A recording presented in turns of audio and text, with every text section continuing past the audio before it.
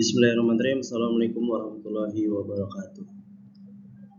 Perkenalkan, nama saya Muhammad Fahrido dengan NIM 124090310118. Pada kesempatan kali ini saya akan mempresentasikan tugas belajar data, analisis dan visualisasi data dengan judul FIFA Player Performance Analysis. Dalam proyek ini saya akan menganalisis performa pemain sepak bola FIFA menggunakan Tableau dengan menghasilkan 5 sheet visualisasi, 1 dashboard interaktif, dan 1 story untuk keperluan storytelling data. Tanpa berlama-lama, mari kita mulai. Sebelum masuk pembahasan utama, izinkan saya menjelaskan agenda presentasi kita hari ini. Kita akan membahas 6 poin utama, yaitu ada A dan B, tema proyek dan sumber data yang digunakan, C dan D, pemahaman proses bisnis dan struktur dataset, E, proses analisis data menggunakan 6 langkah standar, F, demo langsung dashboard dan visualisasi Tableau. Mari kita masuk ke poin pertama. Untuk poin pertama ini ada tema dan sumber data. Nah, saat ini membahas tema proyek dan sumber data yang saya gunakan. Temanya itu FIFA Player Performance Analysis. Saya memilih tema ini karena sangat relevan dengan dunia nyata. Data performa pemain digunakan oleh klub-klub besar untuk mengambil keputusan penting seperti manajemen, tim, transfer pemain, dan strategi kompetisi. Sumber dataset yang saya gunakan berasal dari kaggle.com dengan nama file itu FIFA _player_performance.csv. Dataset ini berisi informasi lengkap tentang pemain FIFA dari berbagai klub top Eropa, mencakup overall rating dan potensial. Yang kedua yaitu market value pemain. Yang ketiga itu ada hubungan antara umur dan performa. Yang terakhir ada posisi dan statistik permainan. Semua visualisasi ini dibuat menggunakan Tableau Public. Dan untuk slide selanjutnya yaitu ada pemahaman proses bisnis dan data. Pada slide ini saya akan menjelaskan konteks bisnis dan pemahaman data yang menjadi fondasi analisis ini. Dari sisi proses bisnis, data FIFA digunakan dalam 4 konteks utama. Yang pertama yaitu transfer pemain, yang dimana klub menggunakan data rating dan nilai pasar untuk keputusan transfer atau musim. Yang kedua ada evaluasi performa, staf teknis untuk menganalisis overall rating, potensial, goals, dan assist untuk evaluasi squad. Yang ketiga ada manajemen tim, menentukan komposisi terbaik berdasarkan posisi, usia, dan statistik pemain. Yang terakhir ada evaluasi pemain, agen dan klub menggunakan data market value untuk bernegosiasi kontrak. Dari sisi pemahaman data, dataset ini memiliki lebih dari 5.600 baris data. Untuk yang kedua yaitu ada 18 lebih kolom atau variabel, dan yang terakhir ada mencakup 7 klub top Eropa dan 9 posisi pemain. Variabel utama yang saya analisis antara lain ada nama pemain, klub, kebangsaan, posisi, usia, overall rating, potensial, market value, goals, assist, dan menit bermain. Untuk slide 5 ada 6 data analis proses. Nah, di slide ini saya akan menjelaskan alur analisis data menggunakan kerangka 6 langkah standar, yaitu ada ask, get, investigate, prepare, analyze, dan present.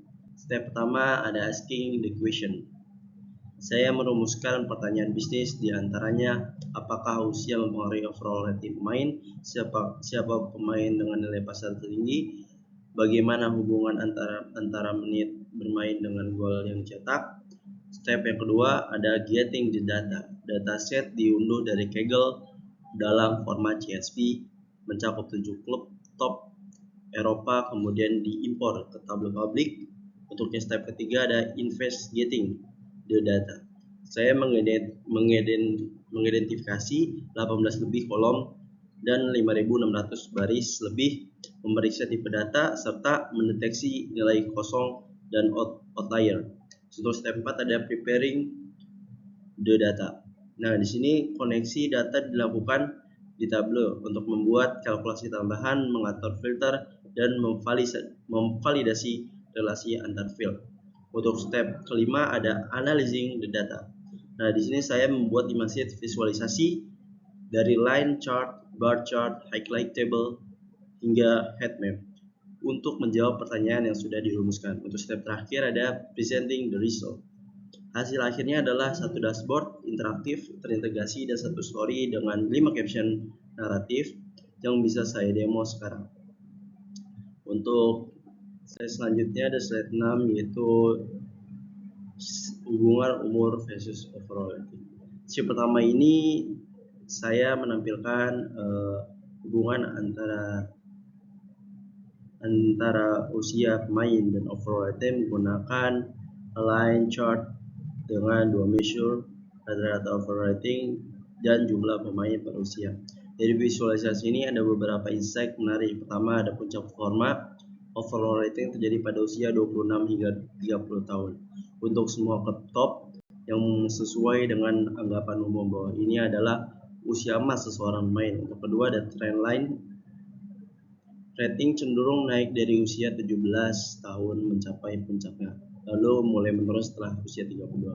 Untuk yang ketiga ada Bayern Munchen dan Barcelona, memiliki rata-rata rating yang lebih stabil dibandingkan klub lain, mengidentifikasikan konsistensi kualitas skuad mereka. Dan untuk yang terakhir, yang keempat, yaitu ada jumlah pemain usia, yaitu standar di 18 sampai 22 tahun. Untuk 20 tahun itu lebih tinggi umurnya, untuk menunjukkan investasi besar dalam pengembangan pemain muda. Untuk slide 7 ini yaitu ada sheet 2, yaitu top pemain market value tertinggi. Sheet kedua ini menampilkan market value tertinggi per pemain dalam bentuk horizontal bar chart. Beberapa temuan menarik dari visualisasi ini ada rentang nilai pasar pemain sangat lebar, berkisar antara 0,7 hingga 180 juta euro. Terdapat disparitas yang sangat tinggi, hanya segelintir pemain yang mencapai nilai di atas 150 juta euro. Sementara mayoritas berada di bawah 100 juta euro. Ini menunjukkan adanya superstar premium di antara pemain reguler. Player 4 dan player 10 tercatat sebagai pemain dengan nilai pasar tertinggi dalam dataset ini. Dashboard ini juga dilengkapi dengan filter interaktif berdasarkan nama pemain dan rentang nilai pasar, sehingga memudahkan analisis yang lebih spesifik. Untuk selanjutnya yaitu ada slide 8. Slide 8 ini berisi potensial versus overrating, yaitu ada di sheet 3. Sheet ketiga ini menggunakan highlight table atau heat map untuk membandingkan potential rating dengan overall rating per posisi dan pemain. Insight yang kita bisa ambil ada kesenjangan potensial yang menarik.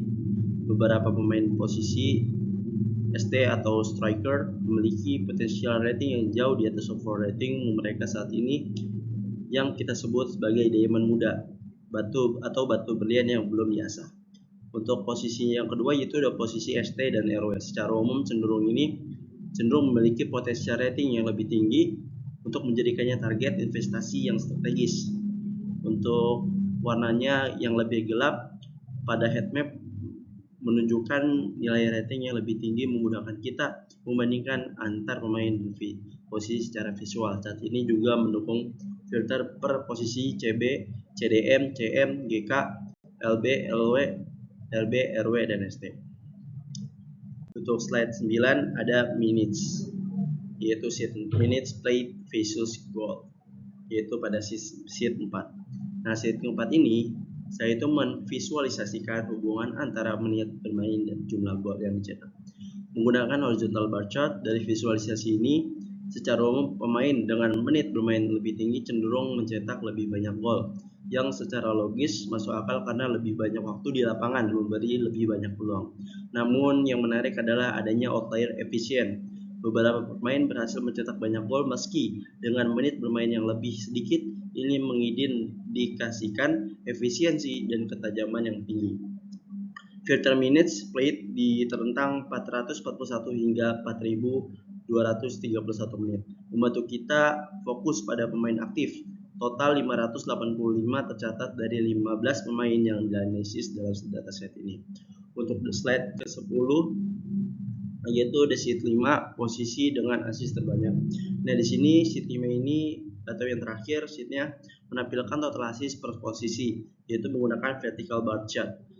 Temuan yang cukup mengejutkan di sini ada GK goalkeeper dan ST itu striker justru menunjukkan total assist tertinggi dibanding posisi lainnya. Ini temuan yang menarik karena kita biasanya mengasosiasikan assist dengan pemain tengah.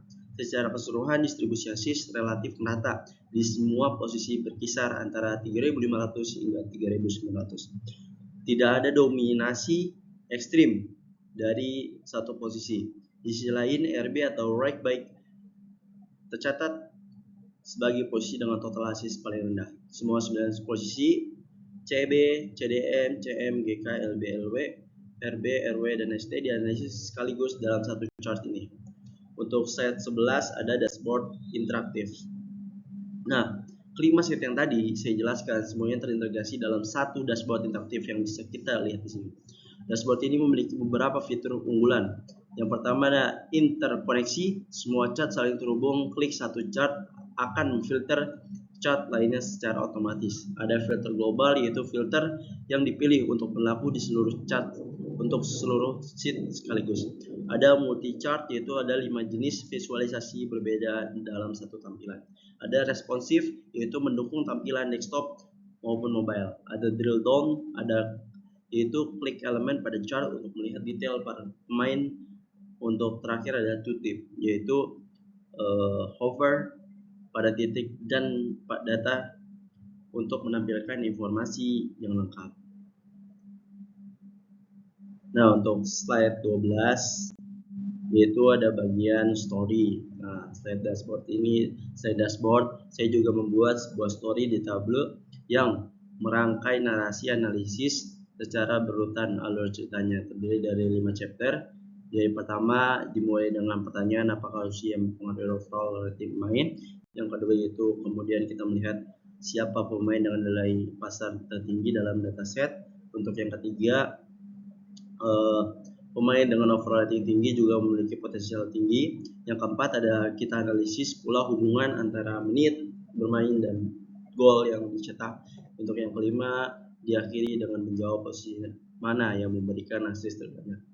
Nah, story ini dirancang agar siapapun yang melihat dashboard, bahkan yang bukan analis data, bisa memahami narasi dan kesimpulan analisis ini dengan mudah. Untuk slide 13 ada kesimpulan dan rekomendasi dari seluruh analisis yang telah dilakukan. Berikut adalah kesimpulan dan rekomendasi yang bisa diambil. Kesimpulannya adalah untuk yang pertama, pemain berusia 26-30 tahun memiliki overall rating tertinggi secara konsisten di semua klub top Eropa. Untuk yang kedua, yaitu nilai pasar pemain sangat bervariasi, hanya sedikit superstar yang mencapai lebih dari 150 juta euro. Untuk yang ketiga, yaitu pemain dengan potensial rating tinggi belum tentu memiliki overall rating tinggi saat ini. Inilah peluang investasi yang disebut diamond muda. Untuk yang keempat yaitu menit bermain berkorelasi positif dalam jumlah gol. Namun ada beberapa pemain efisien yang menjadi outlier. Untuk kelima yaitu ada posisi GK dan ST memiliki total assist tertinggi secara agregat. Nah, untuk rekomendasi itu ada rekor di usia emas, prioritaskan rekrutmen pemain usia 24-28 tahun untuk periode terbaik. Investasi pemain muda, didik pemain dengan potensial tinggi usia 18-22 tahun untuk jangka panjang. Optimalisasi posisi, perhatikan posisi dengan kontribusi assist tinggi untuk strategi tim. Yang keempat ada monitor menit bermain, pastikan pemain kunci mendapatkan waktu bermain yang optimal. Untuk selanjutnya itu ada update analisis, lakukan analisis berupa setiap musim untuk mendukung keputusan transfer yang lebih akurat. Untuk slide terakhir yaitu slide penutup, demikianlah presentasi saya mengenai FIFA Player Performance Analysis with Tableau. Melalui proyek ini saya telah membuktikan bagaimana data dapat diolah menjadi insight yang menilai dan dapat digunakan untuk mengambil keputusan strategis di dunia nyata. Saya Muhammad Farhan Ridho dengan NIM 12490 1290 31050 18 mengucapkan terima kasih atas waktu dan perhatian dari Ibu dosen dan teman-teman. Terima kasih atas perhatiannya. Saya undur diri mengucapkan terima kasih. Wassalamualaikum warahmatullahi wabarakatuh.